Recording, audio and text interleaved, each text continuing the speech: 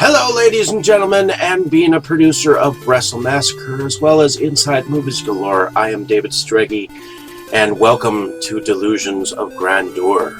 Enjoy the reviews. I certainly did.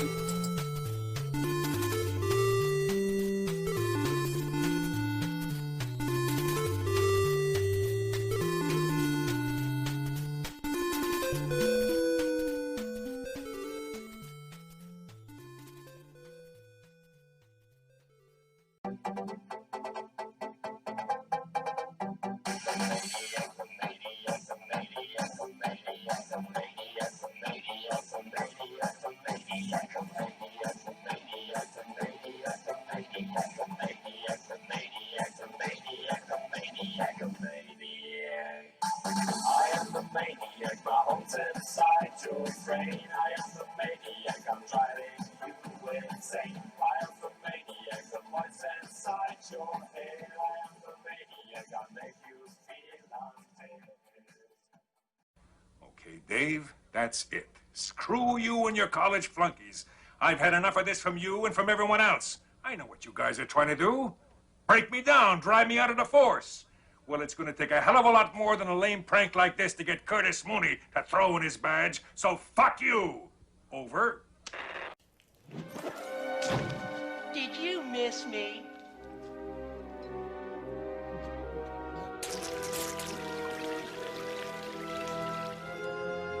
I guess not. Hello, ladies and gentlemen, and welcome back to another exciting review from Delusions of Grandeur. And I'm here to talk about a film that I watched till about 2 o'clock in the morning last night. It stars Tom Cruise in a movie called American Made. And it says on here, based on a true lie. But on the back, it pretty much says it's based on a true story. The film is directed by Doug Liman, who has an interesting career. He directed Swingers. He directed the Firstborn Identity to star Matt Damon and Mr. and Mrs. Smith. The remake, Jumper, Fair Game, Edge of Tomorrow, which was his first film with Tom Cruise. And it's an interesting film. It's entertaining. It is about a man by the name of Barry Seal. It's set in 1978, but it was filmed in 2017.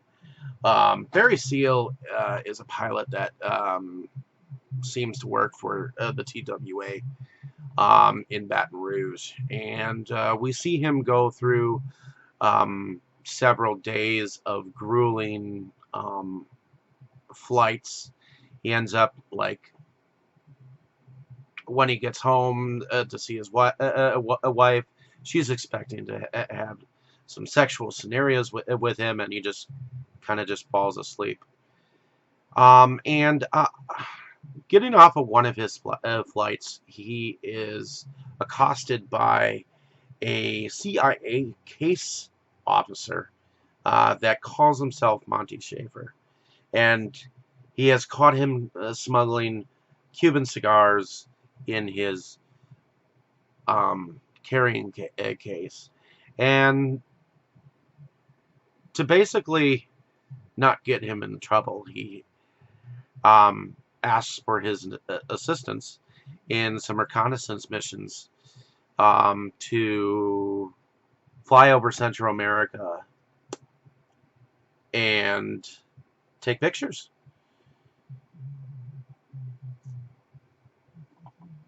And he basically sets him up with his own airport and airplane. Well, he gets over to Colombia, and the Medellin cartel picks him up and has him meet Pablo Escobar and his fellow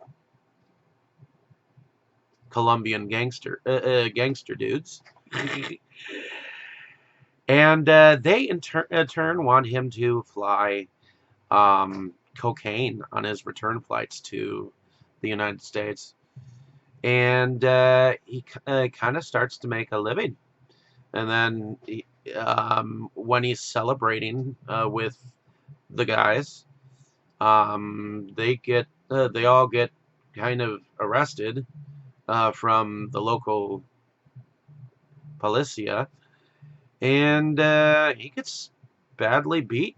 And his CIA handler, case officer Schaefer, comes to him and says, "Oh, you look like shit.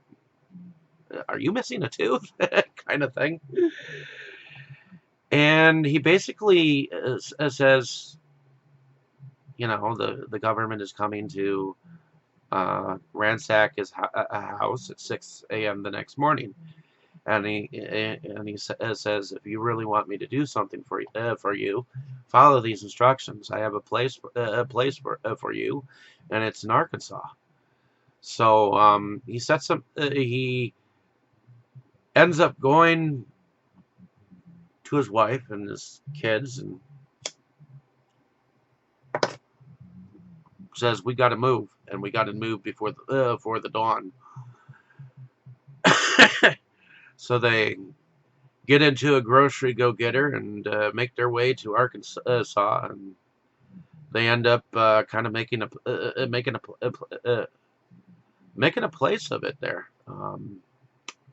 And at first, his wife is angry at him, but when he brings her a bag of cash, kind of sort of tells her the truth in the whole thing. Evidently, he is to continue to do reconnaissance missions and bring supplies and guns to the Contras. And he ends up being part of the whole Reagan regime of Iranians and the Contras during the 70s here. And he befriends his Colombia friends again and begins to make money again as well. And ultimately, the government realizes that he didn't do what he said he was going to do, even though these Contras were supposed to be eventually fighting for the Americans. Seemed like the Contras seemed to like more of the supplies than the guns, and the Colombians were more interested in the guns at the moment. So ultimately, the several factions of government found out that there was money being made in Arkansas, and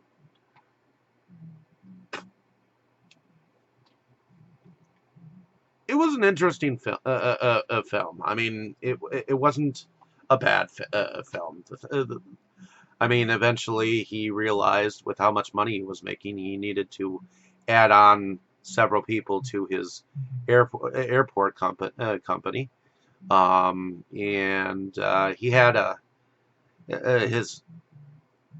his wife's brother ended up getting in trouble. And he ended up having to be part of a murder, at least as far as that is concerned. But I guess I somewhat enjoyed the fact that he was swimming in money. I mean, he was swimming in money so much he was running out of places to hide it. But every chance that he had that he was in trouble, it seemed like the government did something to protect him. A moment, he saw that he was given back the money that he had made on the first cocaine run, and the agent was like, "What bag?" So It was it was definitely an entertaining film. I mean, the government was protecting him for only so long, and then they ended up ransacking his place. All kinds of factions wanted him in trouble. The DEA wanted him in trouble. The Attorney General was after his ass, but the higher powers that be wanted him still in business so that they could use him against the aligning forces. And ultimately, they did not protect him in the end. So, someone who helped them gain so much knowledge and surveillance on these opposing factions. You can see what kind of happens to people that know too much and earn way too much money. I guess the things that I find that are wrong with this film is the fact that it's said in reality that Barry Seal did not go for witness protection at any given point in time, and yet he kind of sort of did, which is why he moved to Arkansas. And the film doesn't portray that he was asked to go into protection or anything. It just seemed like they were all after his butt. And then when he had garnered so much attention, because after a certain point, the government actually released a photo with him in the photo. So now, the Colombians now know he was responsible for the espionage.